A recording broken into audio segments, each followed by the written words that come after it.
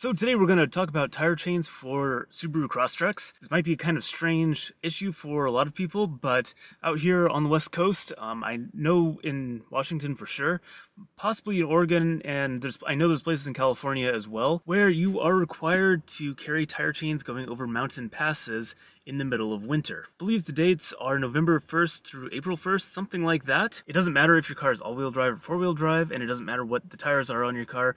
You have to have actual tire chains to go on your car. So this is something that I had to do a ton of research on to figure out what on earth I'm supposed to do for tire chains. It's Subaru, and Subaru doesn't actually recommend putting chains on any of their cars. So what a lot of people do is they go out and buy the cheapest tire chain that they can at Walmart or auto parts store, wherever they can get whatever is cheap and fits on the tires. But that's actually a really bad idea because there are clearance issues with Subarus, and Subaru Crosstreks are no exception. So you have to get something that has the S clearance, and most tire chains in this size range don't seem to actually have that. There may be some that are kind of expensive that work, but that's not what I decided to go with. The other issue that you might be thinking of already is how many tire chains you need.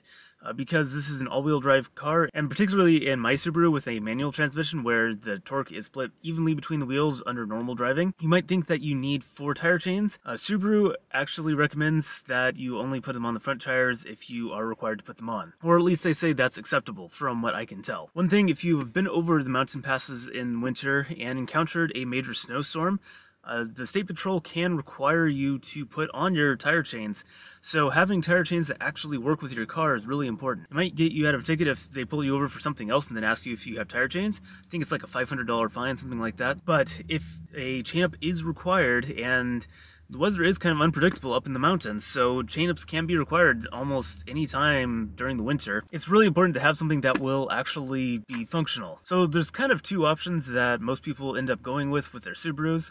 Some people go with the socks that they put over the tires.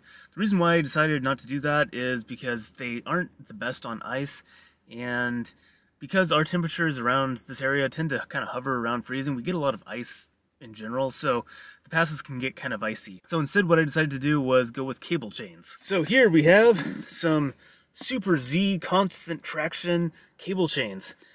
I've never opened these up, and I'm gonna actually not try to put them on because I don't really want to use them unless I absolutely have to. I don't really have anywhere to test these out. I mean, I suppose I could go up on some mountain trail somewhere and then go test them out that way, but it's just not something that I'm really excited about doing. I will be crossing over the mountains for Thanksgiving. I'm hoping I will never get a chance to test these out, but they are low clearance.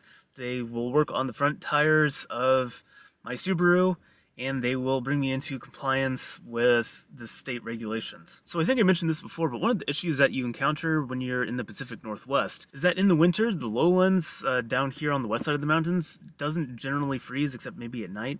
It tends to be above freezing, and so having snow tires doesn't make any sense whatsoever.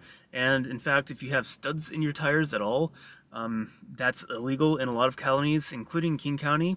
And unfortunately, the main east-west pass is I-90, and that goes through the middle of King County.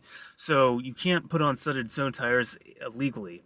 That's not allowed. If you get winter tires, that is legal, but they're going to perform pretty poorly in your day-to-day driving. It's just when you're up in the mountains that it's going to be a problem. So that's not really an option here either. All-terrain tires are really the preferred thing, and that's what you see on most 4x4 and all-wheel drive vehicles, at least the ones that go up into the mountains regularly, and a lot of those are snow rated.